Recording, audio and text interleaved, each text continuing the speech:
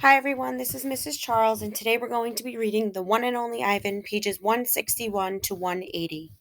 A Bad Dream. I lie awake, peeling dried red paint off my fingertips. Bob, who accidentally walked on one of my paintings, is licking his red paws. Every so often, I glance over at the empty ring. The claw stick glints in the moonlight. Stop! No! Ruby's frantic cries startle me. Ruby, I call. You're having a bad dream. You're okay. You're safe. Where's Stella? She asks, gulping air. Before I can answer, she says, Never mind. I remember now. Go back to sleep, Ruby, I say. You've had a hard day. I can't go back to sleep, she says. I'm afraid I'll have the same dream. There was a sharp stick and it is hurt. I look at Bob, and he looks back at me. Oh, Ruby says. Oh, Mac. She puts her trunk between the bars. Do you think. She hesitates. Do you think Mac is mad because I hurt him today? I consider lying, but gorillas are terrible liars. Probably, I finally say. He ran away after that, Ruby says. Bob gives a scornful laugh. Crawled away is more like it. We are quiet for a while. Branches claw at the roof. A light rain drums. One of the parrots murmurs something in her sleep. Ruby breaks the silence. Ivan, I smell something funny. He can't help it, Bob says. I believe she's referring to the finger paints Julia gave me, I say. What are finger paints? Ruby asks. You make pictures with them, I explain. Could you make a picture of me? Maybe someday. I remember Julia's picture, the one that will be worth $1 million. I hold it up to the glass. Look, it's you. Julia made it. It's hard to see, Ruby says. There's not much moonlight. Why do I have two trunks? I examine the picture. Those are feet. Why do I have 2 feet? That's called artistic license, Bob says. Ruby sighs. Could you tell me another story? She asks. I don't think I can ever go back to sleep. I told you all I remember, I say with a helpless shrug. Then tell me a new story, she says. Make something up. I try to think, but my thoughts keep returning to Mac and his claw stick. Anything yet? Ruby asks. I'm working on it. Ivan, Ruby presses. Bob said you were going to save me. I. I search for true words. I'm working on that too. Ivan, Ruby says in a voice so low I can barely hear her. I have another question. I can tell from the sound of her voice that this will be a question I don't want to answer. Ruby taps her trunk against the rusty iron bars of her door. Do you think, she asks, that I'll die in this domain someday, like Aunt Stella? Once again I consider lying, but when I look at Ruby, the half-formed words die in my throat. Not if I can help it, I say instead. I feel something tighten in my chest, something dark and hot, and it's not a domain, I add. I pause, and then I say it. It's a cage. The story. I look at the ring layered with fresh sawdust. I look at the skylight, at the half hidden moon. I just thought of a story, I say. Is it a made up story or a true one? Ruby asks. True, I say. I hope.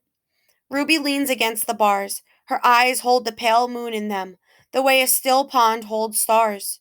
Once upon a time, I say, there was a baby elephant.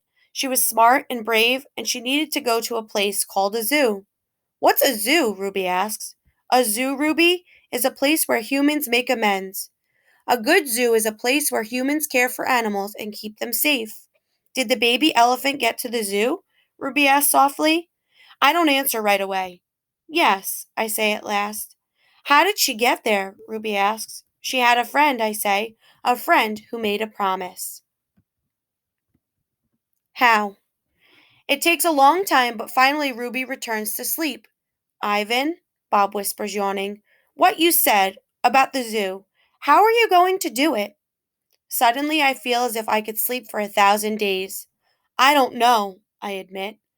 You'll think of something, Bob says confidently, his voice trailing off as his eyes close. What if I don't? I ask. But Bob is already asleep. His little red feet dance, and I know he's running in his dreams, remembering. Bob and Ruby sleep on. I don't sleep. I think about the promise I made to Stella. and the pictures I've made for Ruby, and I remember. I remember it all. What they did. We were clinging to our mother, my sister and I, when the humans killed her. They shot my father next. Then they chopped off their hands, their feet, their heads. Something else to buy.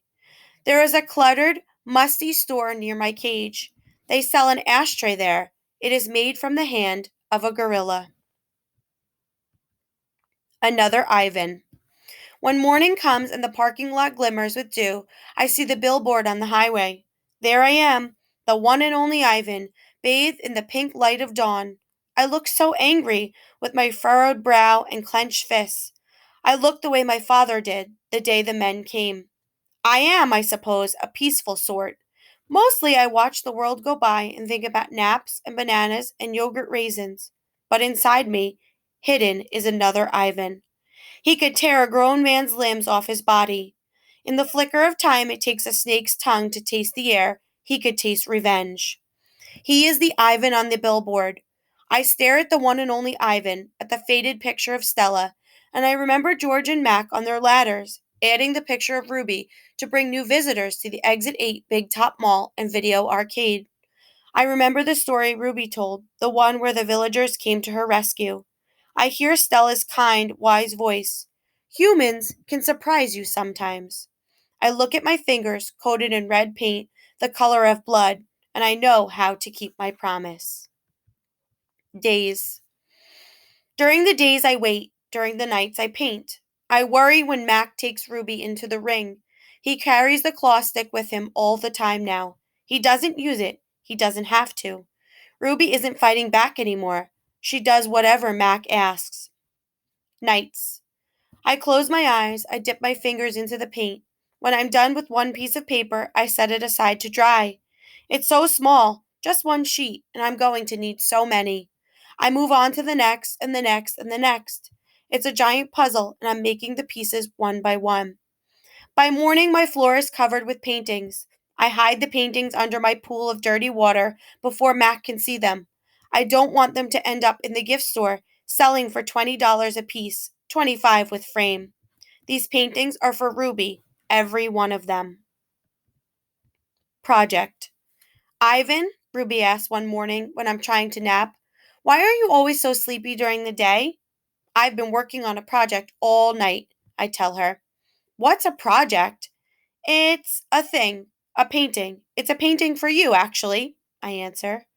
Ruby looks pleased. Can I see it? Not yet. Ruby pokes with annoyance at her roped foot. She takes a breath. Ivan, do I have to do the shows with Mac today? I'm afraid so. I'm sorry, Ruby. Ruby dips her trunk in her water bucket. That's okay, she says. I already knew the answer. Not right. It's night again and everyone's asleep. I look at the picture I've just made, one of dozens. It's smudged and torn, a muddy blur. I place it beside the others lining my floor. The colors are wrong, the shapes are off, it looks like nothing. It's not what I'm trying to create. It's not what it's meant to be. It's not right, and I don't know why. Across the parking lot, the billboard beckons, as it always does. Come to the Exit 8 Big Top Mall and Video Arcade, home of the one and only Ivan, mighty Silverback. If I could use human words to say what I need to say, this would all be so easy. Instead, I have my pots of paint and my ragged pages. I sigh. My fingertips glow like jungle flowers. I try again.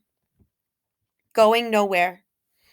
I watch Ruby plod around the ring in endless circles, going nowhere.